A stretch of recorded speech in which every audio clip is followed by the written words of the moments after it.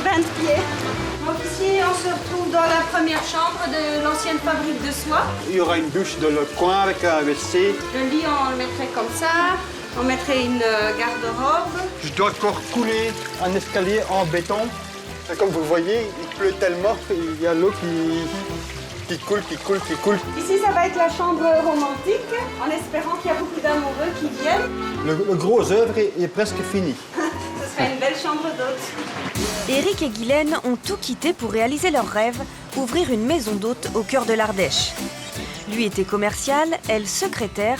L'ouverture est prévue dans 5 mois et il reste encore beaucoup de travail. Ce couple de Belges n'est pas effrayé par l'ampleur des travaux. Pour eux, c'est un véritable coup de foudre. On ne connaissait pas du tout l'Ardèche et on a vu cette maison qui était à vendre sur Internet. On a posé beaucoup de questions parce que ça nous faisait quand même 1000 km pour la visiter.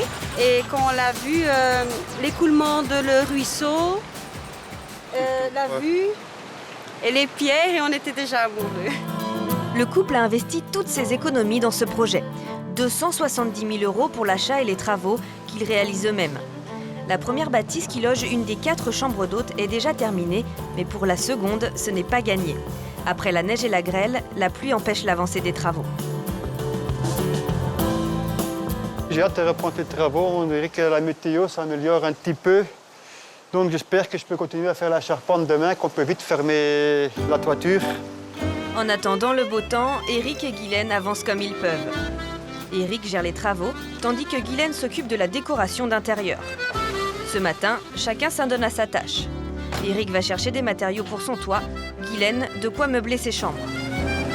Décorer une maison d'hôte n'est pas si simple, il faut du beau, mais surtout du solide.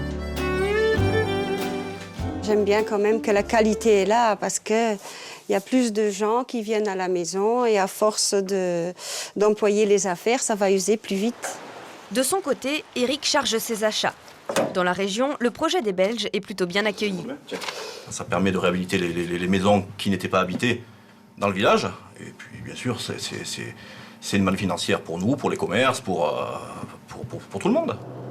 Retour sur le chantier, car cet après-midi, le lit de la première chambre doit être livré. Ah ben ils sont déjà là, je vais ouvrir la porte alors. Pour bien faire, le couple a voulu des grands lits pour leurs hôtes. Mais peut-être un peu trop grands. On n'est pas sûr que ça passe. Et comme ça. Passe par la fenêtre alors. Mais ici non plus, le sommier de 160 cm ne passe pas. Mettez-vous le sommier à 80, mettez votre matelas dessus. Il n'y a pas bien d'autre solution. Non. Ah, les vieilles maisons en pierre.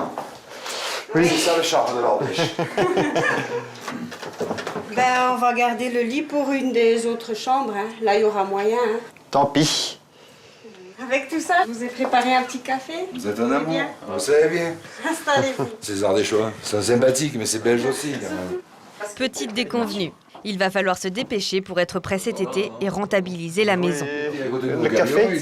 Il nous a suivis jusque-là. On sait qu'on aura 12 ou 14 semaines par an, c'est suffisant. C'est juste une entrée d'argent pour moi. S'il y a plus, tant mieux. Mais si on arrive à nos 12-14 semaines, on est déjà très content. Moi, je pense qu'ils sont très très courageux parce que bon, il y a quand même des travaux énormes et il le fait tout seul. Chapeau, parce que quand on arrive, on est quand même estomaqué par le chantier, quoi. Non, mais c'est vrai, il faut quand même venir, quoi. Après, il faut arriver à commercialiser le produit. Et si vous commercialisez bien le produit, ça fonctionnera sans problème. En France, chaque année, près de 500 chambres d'hôtes demandent un label de qualité. Un chiffre en constante augmentation. Ouvrir sa maison d'hôte à des touristes peut même devenir un business. À 800 km de là, en Bretagne, Arnaud et Myriam se sont lancés dans l'aventure il y a 3 ans. Et ce couple ne le regrette pas. Ils ont quitté leur emploi d'enseignant pour ouvrir une maison d'hôtes en misant sur l'originalité, des cabanes perchées dans les arbres. On a eu l'idée avec Myriam il y a quelques années de faire des cabanes. On trouvait ça un petit peu farfelu, mais nous on croyait à notre rêve et puis je pense que chacun a rêvé à un moment donné de faire sa cabane et voire de dormir dans sa cabane. Donc on a tenu notre pari et puis après pour l'instant c'est pari réussi. Aujourd'hui, le couple possède 5 cabanes qui leur ont coûté 30 000 € chacune. Le registre du dépaysement plaît tant que depuis un an, ils proposent à leurs hôtes de dormir dans des yourtes importées de Mongolie. Du lit au lavabo, en passant par la toile de tente, ici, tout est authentique.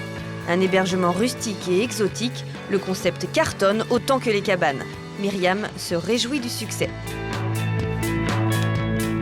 Les hauteurs de réservation vont de 60 à 100% selon le mois de l'année en fait. Après c'est vrai que la réussite elle est passée aussi par des sacrifices au départ, donc tout n'a pas été fait d'une seule traite.